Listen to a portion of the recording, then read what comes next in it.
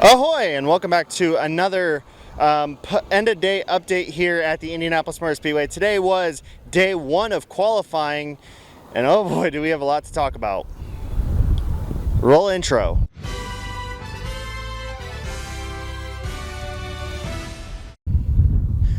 All right, that was an interesting day for sure. What do you make of it so far? So some surprises, especially out of the Foyt camp, and then some not surprises out of the Ray Hall Letterman Lanigan camp. 3 of the 4 cars who are going to be contending for the last row tomorrow are Ray Hall cars.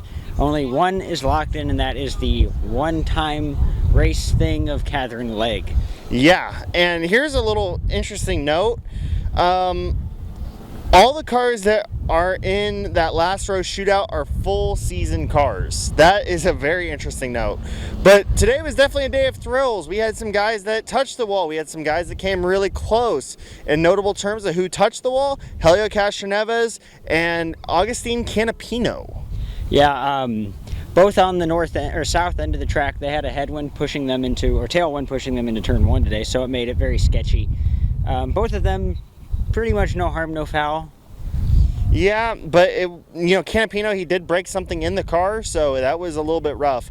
Now, also on the notes, Scott McLaughlin and Joseph Newgarden forfeited their guaranteed runs, and they would go out, and they still were not quite good enough. Newgarden ended up 16th, and he ended up having a late withdrawal of his time, which put him outside of the top 30, and still ended 16th.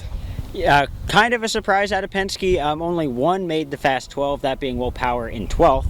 But, I don't know. It looked promising yesterday, and today just things didn't seem to work out. Now, you know who was in 11th? Benjamin Peterson with AJ Foyt Racing. Fucking both AJ Foyt Racing cars made it into the Fast 12. We talk about how important of a year it's been for AJ Foyt Racing, and holy crap, they've turned it around. Michael Cannon, the lead engineer of the whole team, basically has really turned that operation around into a formidable force, especially here at the Indianapolis Motor Speedway. Oh yeah, it's nice to see AJ Foyt doing well. I mean, I harp on him a lot. It's been a decade since their last win. I've said that in the series already, but regardless, the worst they can do is 11th and 12th. Which is fantastic for them. Last time we had a Foyt car in the first couple of rows, Robbie Gordon in 2002. So just to give you an idea of how long they've sucked for. Andretti, they were mid. Next up, we had a record number of attempts today. 85 attempts at qualifying runs today. That is an absolute record, and they smashed it with over an hour to go. Yeah, and for those watching and who are here, you all saw how they were waving off runs after 2 laps if it wasn't an improvement, or if it was close, they'd let them go, but I think that helped us just move things along today. And then, of course, all week we've been covering the drama for Juncos Hollinger Racing. It has been a very interesting week for them. They changed Callum's chassis very late. Now, we talked about it again in our first and second episodes where we thought that they didn't. They waited till very late to do so, and boy, that first run, Callum was hanging on for dear frickin' life. Yeah, it was probably the most eventful run of the day, if you could call it that. But they did get in. I don't know exactly where they're placed, but they are both locked into the field now, so crisis averted for the Juncos Hollinger boys. Yeah, and Callum, I mean, he came as close as you can get to actually hitting the wall, and it's impressive to see him not. Now, we've talked a lot about the bottom end of the field. Let's go up to the top. Oh boy, did Zach Brown offload some sandbags this week, didn't he? Or today, I should say. Yep, I think I said that yesterday. I called that shot. So 1, 2, Felix Rosenquist, Alexander Rossi for McLaren, and then 6th would be Tony Kanaan, and the slowest of the McLarens is Pato O'Ward in 8th. But still a very strong showing, total improvement from what we saw yesterday and the day before. I mean, I could see engineers all the way up in the penthouse puncturing sandbags out of that car, lightening them up and getting them ready to run. Holy crap. no surprise here, all 4 of the Ganassis made it into the Fast 12. They didn't have that amazing showing, and for the first time all week long, a Ganassi car was not at the top of the scoring pylon.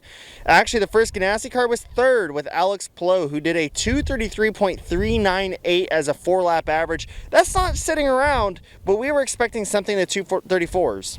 Yeah, and of course the conditions didn't help. Felix was very close to a 234, 233.947. That's the closest, obviously. But I think we're going to see more speed tomorrow. I think everybody's kind of holding on to what they have, keeping it close to their chest, because, right now the mark to beat is a 233.9. Oh yeah, for sure. And we'd be remiss if we didn't mention that Rinus VK also is in that Fast 12. The only Ed Carpenter car in that Fast 12. A little bit of a shock. We usually see Special Ed out there doing his thing with that extra little bit of boost that he gets courtesy of his stepdad, Tony George. But it didn't really come to fruition today. It's just Rinus VK by himself in that Fast 9, or Fast 12. Sorry, they changed that shit so much. And kind of a showing from the other two, Ed Carpenter in 13th and Connor Daly in 16th. So total, just mid-pack, meh. I mean, Ed was close from getting into the top 12, but just didn't have it. And then one more thing, RC Enerson locked himself in today. That is a great showing from Able Motorsports. If you remember back last time the RC attempted with the same chassis, it was with Top Gun Racing, and that resulted in a DNQ. However, this time RC will make his first Indianapolis 500 appearance. Yep, and it's good to see for that Able team. They're ready to go. This is going to become a full-time program in the future, at least I'd like to believe. It's cool to see them come in here. It's cool to see the one-offs, especially Cat, too. Don't forget about Cat making the program and, Mama Cat. Yeah, Mama Cat. I just think it's cool. Now, I did want to throw in a point here about Delcoin Racing. They had a little bit of a, well, as Dave Calabro would say, they had a struggle bus kind of morning, but in the last hour, they really picked it up with Malukas. Now, Stingray Rob is still in contention to be bumped.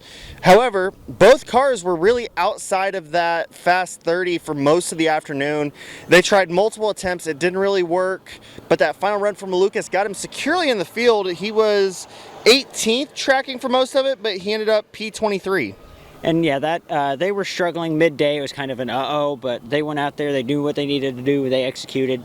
At least one car's in the show, and my personal opinion, I think Stingray has nothing to worry about. So yeah, so that's really going to wrap it up for our side. Congratulations to Ben Peterson, though, for actually, making it in the Fast 12 in a rookie attempt. Now, here's the moment y'all have been waiting for. It's the return of our fine, furry, beaver-tailed friend. It's the return of Leave It to Beaver.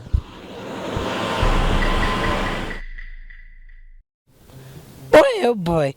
It was okay. I'm gonna be real with you for a sec. It was an okay day at the racetrack, and the reason I say it was okay and not a great day at the racetrack is because this Indianapolis Motor Speedway loves its traditions. It loves respecting history. It loves paying homage to the past, but they sure as hell like to live in it. Because why in the hell is it that in 2023 we have these amazing tablets? We're a card-only racetrack, but for some reason mobile pay doesn't work. The website says it has mobile pay, but you know what doesn't work? Mobile pay. Now, what you can do instead, and it costs you less, it actually is a bit of a bargain. You DoorDash at the gate 1, and you get the food yourself. So, I don't know. I really wanted some chicken tendies. I wanted some tendies, but I couldn't get my damn tendies, so I had to go and get a steak burger. Let's move on for a sec. Ganassi, all the Ganassi cars in the top 12. All the McLarens in the top 12. My boy, Felix Rosenquist is currently the fastest driver on the track. How about that? And then how about this? AJ Foyt Racing, turning the clocks back. The split is still alive. Tony George is still in business because all the Foyt cars are in the Fast 12. You couldn't ask for a better shot from them. Michael Cannon is the greatest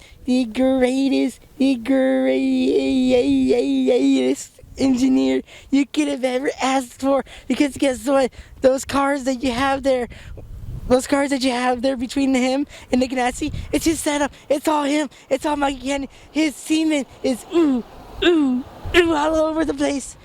Real quickly, I'm gonna do some speed running. Dave Calabro, man, you suck. I absolutely hate you. I hate your job. Don't quit your job, even though it's still announcing. I think you should quit that too. Iceman. And shut up. Just shut up. You always make it about you. It ain't your moment.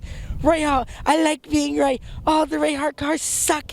Graham, I know you had that experience working at Steak and Shake. I hope it comes in handy because you're going to be flipping the burgers, son, when I'm done with you. And Coin, they struggled, but my boy, my man, Spud boy, he made it, baby. He made it into the show. He's locked in. Scotty McLaughlin, he didn't make the Fast 12, but he's in the show, which is better than what Graham Rahal can say. We have a whole another day of qualifying. I have a whole another day of talking crap and spewing my lies. But by all means, thank you for watching. Now, let me show you out the way I know how.